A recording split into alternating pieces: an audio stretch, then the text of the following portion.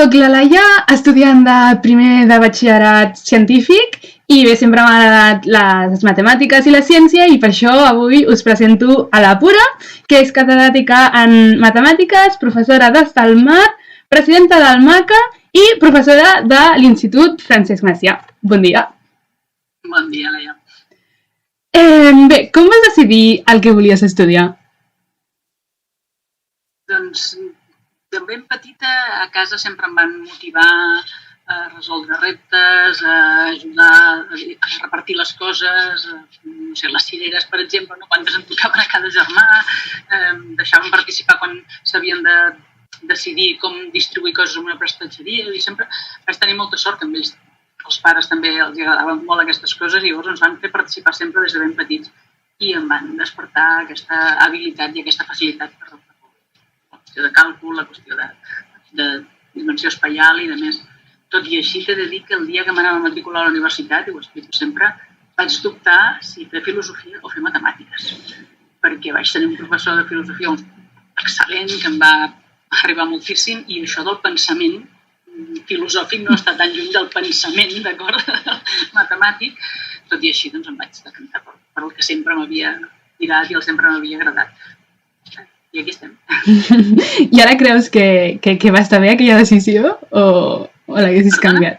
Ara creus que aquella decisió està bé o... Sí, tant. He gaudit moltíssim de les matemàtiques i segueixo gaudint de les matemàtiques.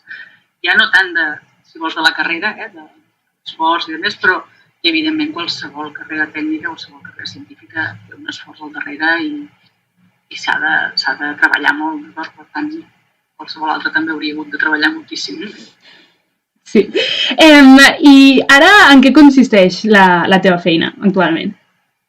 Doncs la meva feina en aquests moments està basada pràcticament només en el museu, en el MACA, perquè, tot i que he estat professora de l'Institut fins un mes, en aquest moment ja estic jubilada, Laia, no ho sabies, no t'ho havia dit, o sigui, sorpresa.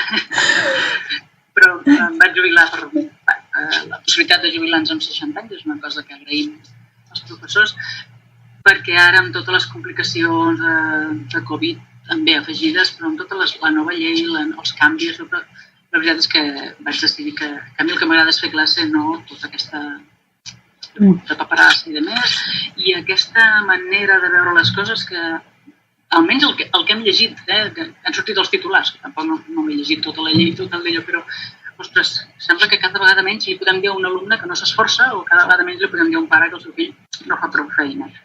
I això va en contra bastant del que jo penso que s'ha de fer per aconseguir les coses, no? Que s'ha de treballar i s'ha de lluitar, tot i que si t'agraden, doncs segur que et costa molt menys que si no t'agraden. Ja. I al MACA, com a presidenta, què és el que fas? Bé, ens pots explicar una mica què és aquest museu, perquè l'he anomenat així, però... Molt bé, sí.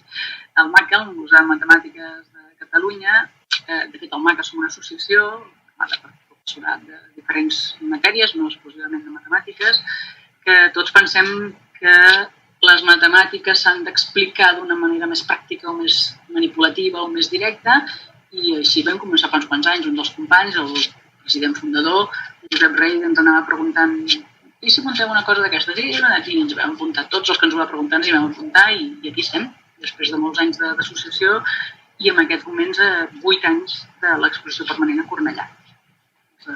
Ser presidenta d'una associació com aquesta doncs, implica coses més burocràtiques, com contractacions i coses d'aquest estil, però sobretot intentar coordinar i intentar fomentar que es facin activitats, que es facin coses per apropar les matemàtiques a la gent. Per això mantenim les exposicions itinerants, per això seguim fent formacions, aquest any virtuals i prou, però esperem tornar a recuperar les formacions presencials i totes les activitats que fem al parc i que fem per famílies i demés són les coses que tirem endavant, que ens agrada tirar endavant. Es tracta de coordinar una mica. De totes maneres, m'agrada estar tot arreu i sempre vaig preguntant com va tot i com d'allò. Sí. Vale. I has tingut tu, si ens has parlat de la teva família, però algun referent femení durant com la teva carrera o vida o trajectòria que diguessis per això m'ha agradat més fer matemàtiques o alguna cosa així? De fet, havia tingut professors homes de matemàtiques fins al que era abans l'últim curs de BUP i el COU, i a els últims 2 cursos vaig tenir una catedràtica d'aquí de Cornellà, que molt reconeguda, la Pepita Panadés, que la veritat és que em va acabar de convèncer que sí, realment allò valia la pena. La Pepita encara és amb nosaltres, per sort, i segueix encara fent coses i preparant materials i està més que jubilada, és molt gran, però li agraïm moltíssimes coses. També és cert que hi ha altres companys que vam estudiar junts en aquell moment i que no podien amb ella, perquè aquesta exigència, aquest nivell, allò que deia, cadascú té les seves preferències i les seves qüestions. I a mi m'agradava tot el que ens explicava de més, que no calia el temari, però que ja ho sabíem. El primer any de carrera hi havia coses que jo sabia, que jo havia fet, que la majoria dels companys no sabien, no havien fet. Això li vaig agrair i agraeixo encara moltíssim, perquè em va facilitar molt l'entrada a la universitat. O sigui que realment sí, un bon referent femení. Vale, doncs moltes gràcies i res, doncs volia agrair que hagis volgut parlar amb mi i participar en aquestes entrevistes, ja que tu també ets per tots nosaltres, que jo puc dir personalment perquè vaig entrar a Salmat, un referent que ajuda a motivar a tothom.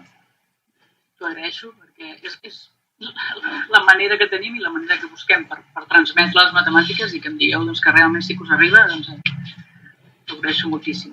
Esperem poder-ho seguir fent durant uns quants anys més encara, esperem que sí.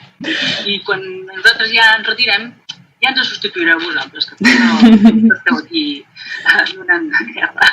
Molt bé. Gràcies.